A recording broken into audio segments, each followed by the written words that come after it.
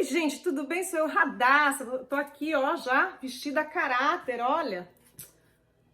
Então, como tá chegando o meu dia, amanhã, dia 31 de outubro, hoje é dia 30 de outubro de 2019. Então, aqui nos Estados Unidos é comemorado o Halloween. Eu, semana passada, já participei de um festival aí, que o pessoal chama de Samhain, aí no Brasil, mas o nome correto é Samhain, aqui nos Estados Unidos, que é um ritual pagão de origem celta, não é? Que reúne, assim, pessoas em um círculo mágico. Nós fazemos abertura de portais, orações aos mortos, fazemos orações pelas comunidades, e eu participei, o que foi muito legal.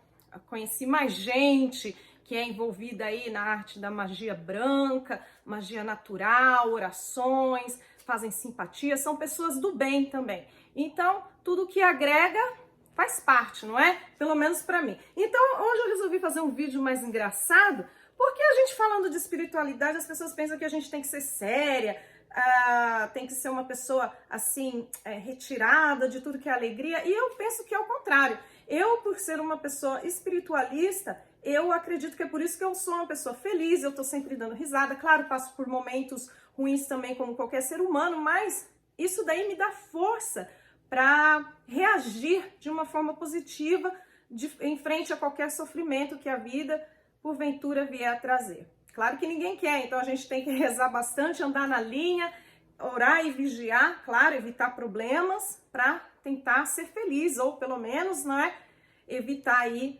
alguns problemas que às vezes, né, causam muitas frustrações e infelicidade.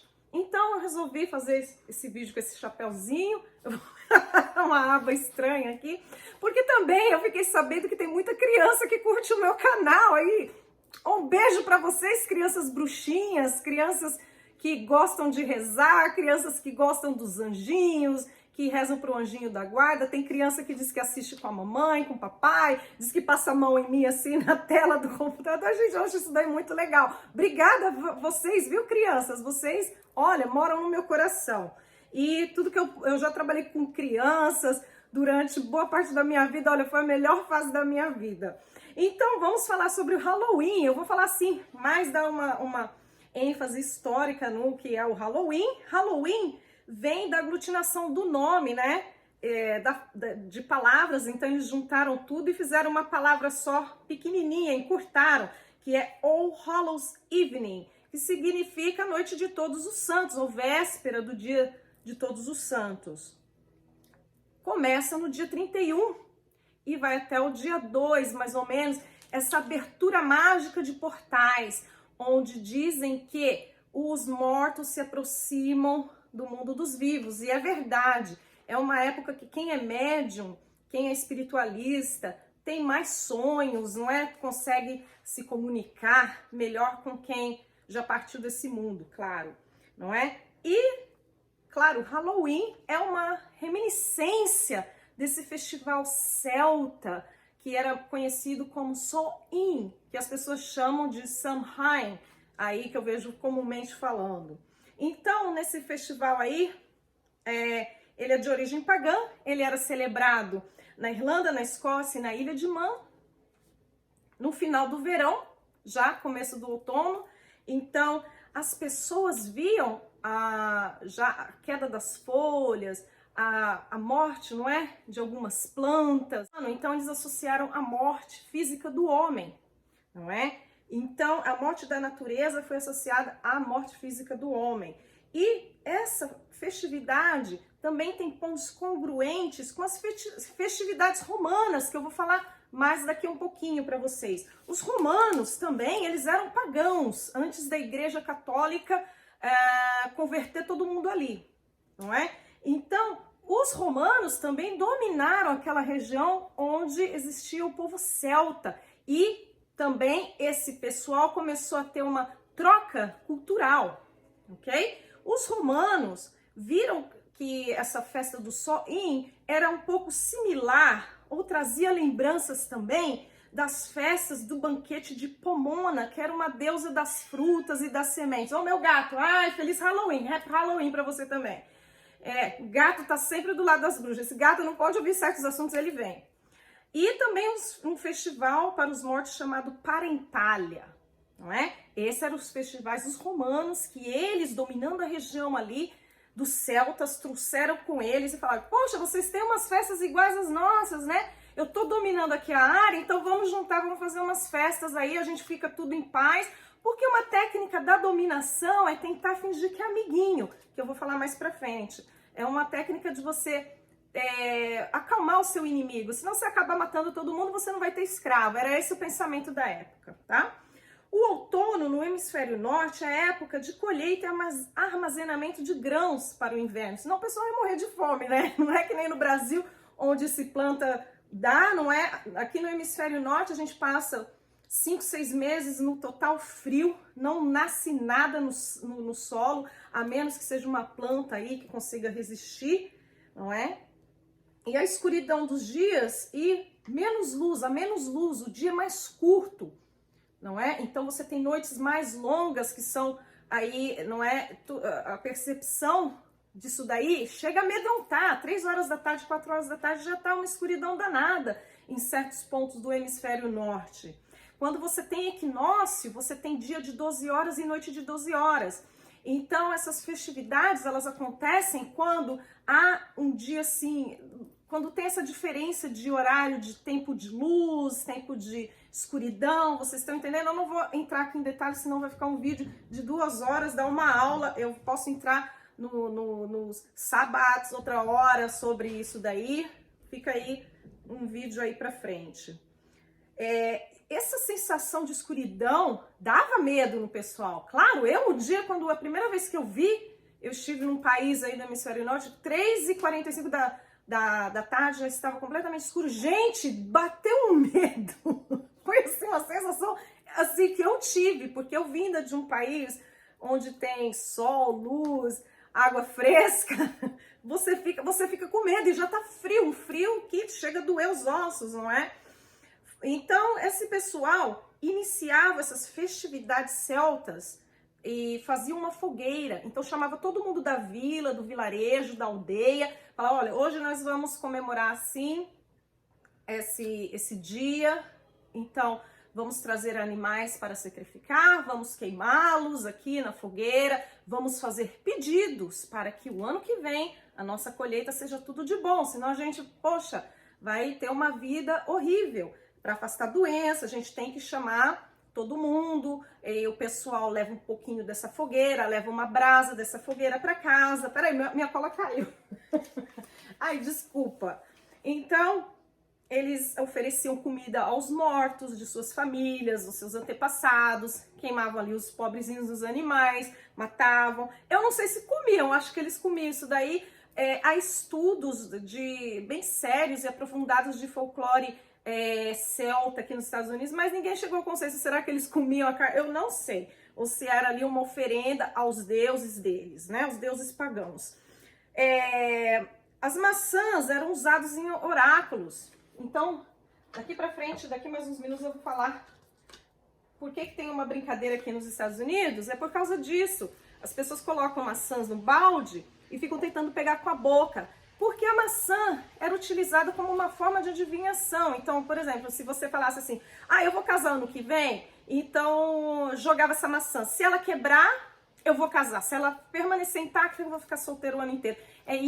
Usavam as maçãs como tipos de adivinhação. Se você cortasse uma maçã ou jogasse uma pedra numa maçã, e aquilo ali parecesse com uma forma, aquilo teria um significado para você. Então, maçãs eram usadas como oráculos pelos celtas. Então, guardem essa informação, porque daqui mais um pouquinho eu vou falar como é que chegou a maçã no Halloween de hoje. As pessoas carregavam esses feixes de fogo ou essas brasinhas para colocar dentro da casa, para abençoar a casa, gente. Que os druidas, eles que faziam essas fogueiras no centro das aldeias e traziam todo mundo era obrigado a vir, não tinha essa, eu não quero participar não, todo mundo tem que vir, porque a colheita do ano que vem tem que ser boa. Então vamos orar aí, vamos rezar para os antepassados, vamos fazer aí sortilégio. Agora é um tempo que a gente pode se comunicar com os mortos. Tinha gente que conversava com o morto nessa época aí. Os mortos traziam mensagens para eles, adivinhações, tudo isso daí. Não vou entrar e nem comparar com religião cristã que diz a Bíblia. Era o costume desse povo e a gente tem que respeitar. E é um povo também que não existe mais. Nós temos aí os descendentes deles, que são os ingleses e os irlandeses, né? Agora eu vou virar aqui, peraí, tem uma outra cola aqui que eu preciso falar.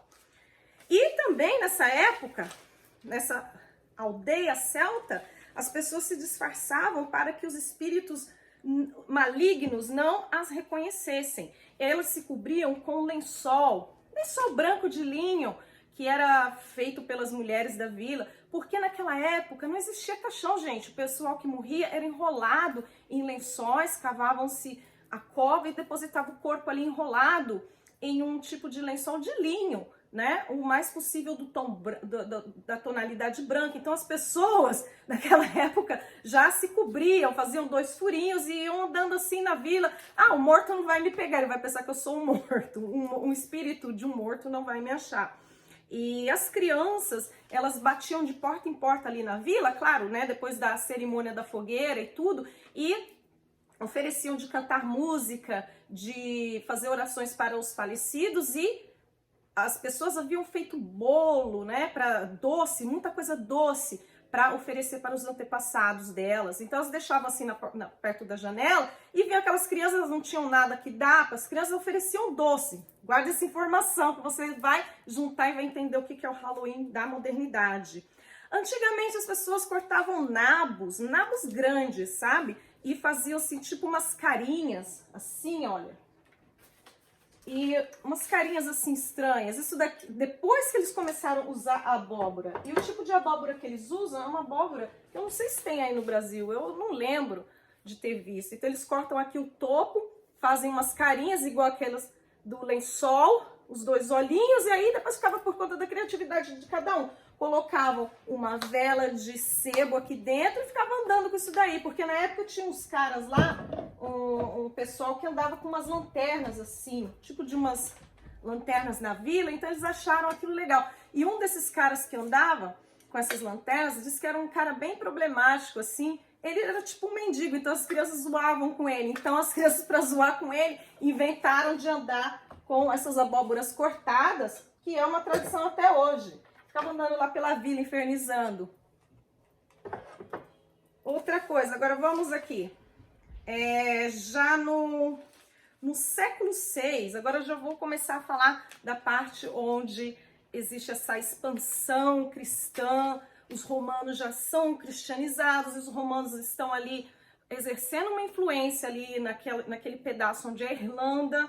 No século VI, o Papa Bonifácio IV decidiu transformar a festividade de Lemúria, que era o dia dos finados dos romanos, no dia de Santa Maria e todos os mártires, que era o dia 13 de maio, tá? Guardem essa informação. Então o Papa decidiu que ia fazer um sincretismo ali para também converter esse pessoal de forma amigável, como eu já falei. Se a gente ficar brigando, vai matar todo mundo, não vai ter quem vai sustentar a nossa igreja. Então vamos tentar fingir que a gente é amigo, a gente faz essa simbiose e faz esse sincretismo. Já no século VIII, o Papa Gregório decidiu que o Festival dos Celtas, o Festival de Samhain, deveria ser mesclado também com um feriado cristão, porque ele viu que perseguindo aquele povo que descendia dos celtas, ele ia acabar com a população, ia matar todo mundo. Mas já tinha aquele controle da igreja católica na vida das pessoas. Então ele decidiu mudar o dia de Todos os Santos para o dia 1º de novembro. Por quê? Porque ele achou que o pessoal não ia ficar com tanta raiva deles, ia se converter mais fácil ao catolicismo. E o dia 2 de novembro seria o dia das almas, de todas as almas, não é? Que no Brasil é o quê? O dia de finados. Como é que isso foi gerando e culminou aí no Halloween? Tem também mais um detalhe aqui que eu queria explicar rapidamente. Ali para os lados ali da Inglaterra, tinha um cara que queria matar todo mundo ali, os políticos, né, da época, os lords da época. Então ele decidiu colocar pólvora e explodir com a Casa dos Lordes, que seria mais ou menos um congresso. Tinha rei na Inglaterra, mais ou menos como é hoje, mas tinha também a Casa dos Lordes. O nome dele era Guy Fawkes e na noite do dia 5 de novembro de 1605, ele foi condenado à fogueira, porque deduraram o cara, né? O cara ia ser o bambambam, ia ser o salvador da pátria, mas deduraram o cara, ele não matou os lords, descobriram o plano e mataram ele enforcado.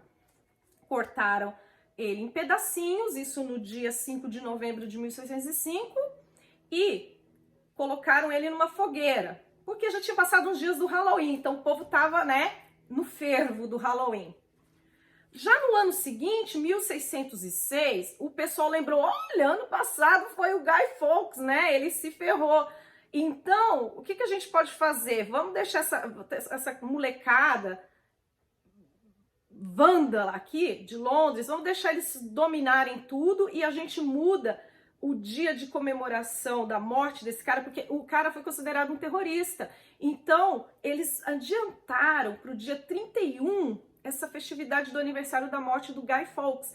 E o pessoal deixou a molecada fazer uma balbúrdia pela cidade. Eles instigaram a molecada a comemorar a morte do cara, entendeu? Foi mais ou menos isso. Então você já vê aí a presença das crianças já moldando essa festividade de Halloween, que estava meio oculta pelo Papa Gregório, que deixou ficar meio que um feriado cristão, católico.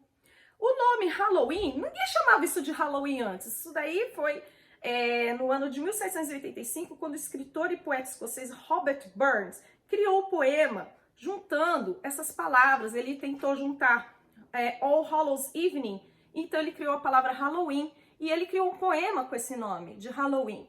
E esse poema consiste em um spell. Você sabe o que é um spell? É tipo assim, uma oração. Aqui meu livrinho de brincadeira. E é tipo como se fosse uma oração, uma citação, uma rogação bem forte. E esse Halloween, esse poema de Halloween dele, era uma citação, uma oração meio que...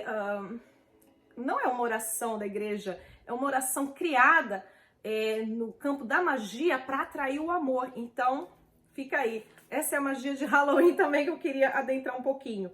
E vamos ver o que mais. E como é, Radassa? Como é que foi, Radassa, que o Halloween foi moldado nos Estados Unidos? Agora que a conversa fica boa. Agora que você vai ver que essa encheção de linguiça está chegando em algum lugar. Vamos falar dos antecedentes aqui nos Estados Unidos. Havia um sentimento de raiva contra as bruxas, que eram mulheres anciãs e curandeiras. Daí vem esses utensílios usados por elas para simbolizar o Halloween, que é um caldeirão. Isso aqui não é um caldeirão, mas é o que eu uso. Não é a vassoura mágica. Olha, eu tenho essa daqui que é de canela, super cheirosa. O que mais? O caldeirão, o chapéu, porque essas mulheres eram viúvas e mulher viúva tinha que cobrir a cabeça com chapéu preto. Aqui minha bruxa aqui, ela fala.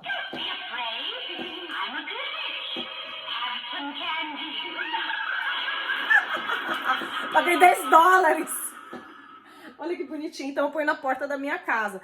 E quando você coloca esse enfeite de Halloween, a molecada sabe que a sua casa tá dando doce. Então, por isso que a gente enfeita a casa. Quando a casa não é decorada do lado de fora, a molecada já passa. Esse pessoal é pão duro, ou não tem criança, ou não gosta de criança, ou não gosta de bruxa, não gosta de Halloween. E todo mundo aqui tá de boa, todo mundo respeita, não é? Então, nós temos aí toda essa associação aí mitológica da vassoura de bruxa, do caldeirão, até do gato, do chapéu, porque elas eram mulheres curandeiras, elas eram até parteiras, que muitas vezes eram perseguidas na comunidade, ou mulheres que sabiam de rituais, ou conheciam simpatias, como eu, que já fui chamada de bruxa várias e várias vezes, e graças a Deus tô nem aí pro pessoal, continuo muito bem, obrigada.